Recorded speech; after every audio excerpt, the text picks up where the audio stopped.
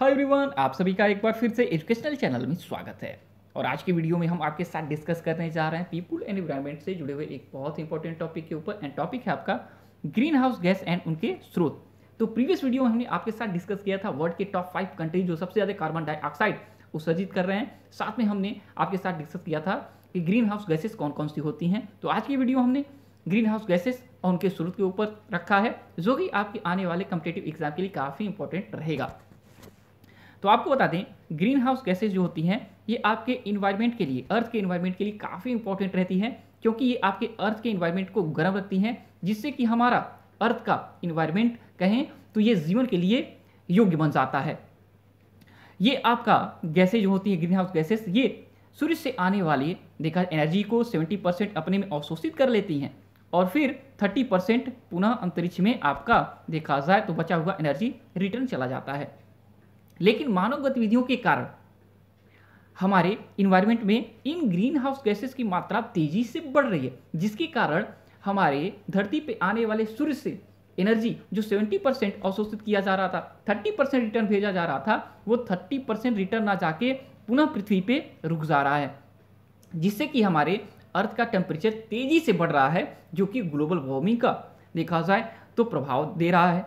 यही कारण है कि हमारे मानव एक्टिविटी के कारण ग्रीन हाउस गैसों का ज़्यादा से ज़्यादा उत्सर्जन हमारे धरती के तापमान को तेज़ी से गर्म कर रहा है, जिससे कि क्लाइमेट चेंज का हम देखें तो सब लोग समस्या जूझ रहे हैं। हर कंट्री क्लाइमेट चेंज से देखा जाए प्रभावित हुई हैं।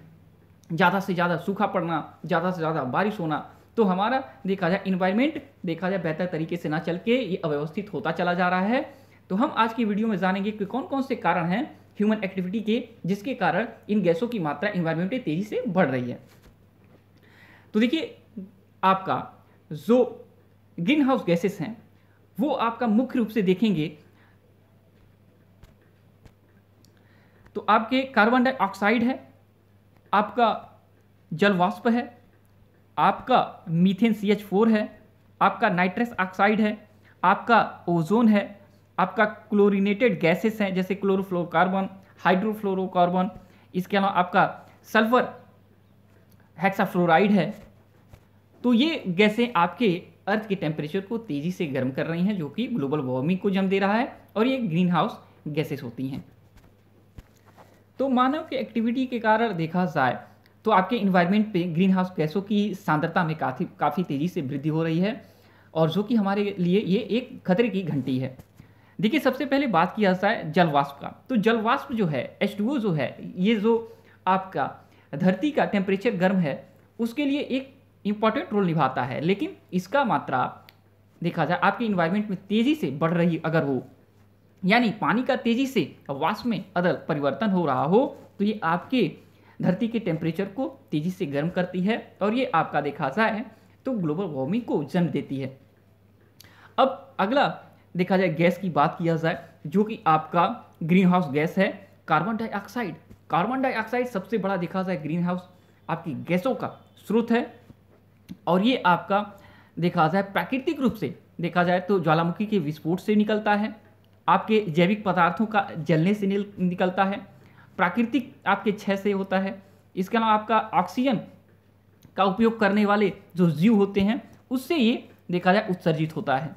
लेकिन अगर कहा जाए इन्वायरमेंट पे ये प्राकृतिक रूप से चलता है तो बढ़िया है, लेकिन मानवीय गतिविधियों के कारण तेजी से जो बढ़ता है ये समस्या कर देता है। तो देखिए, जीवाश्म ईंधनों के उपयोग से ये बहुत तेजी से इन्वायरमेंट पे निकल रहा है। तो कोयला हो गया, आपके पेट्रोलियम हो गए, ये सभी चीज़ें जो होती हैं ये आपके कार्बन डाइऑक्साइड को उत्पन्न करने में मानवीय स्रोतों में आते हैं। इसके अलावा आपके सीमेंट के निर्माण का एरियाज होता है, परिवहन का जो आपका स्रोत होता है, ये आपका देखा जाए तो सबसे तेजी से कार्बन डाइऑक्साइड धरती पे उत्पन्न कर रहे हैं। इसके अलावा विद्युत उत्पादन हो गया या जंगल की आग हो गई, ये सभी चीज़ें देखा जाए कार्बन डाइऑक्साइड के उत्सर्जन के कारण हो गए। आपको बता दें, मानव जो है एक्टिविटी के कारण प्रतिवर्ष 7 गीगा टन कार्बन डाइऑक्साइड उत्सर्जन कर रहा है इस समय। अब अगले देखा जाए ग्रीन हाउस गैसेस के ऊपर चलते हैं। आपका अगला ग्रीन हाउस गैसेस है मीथेन।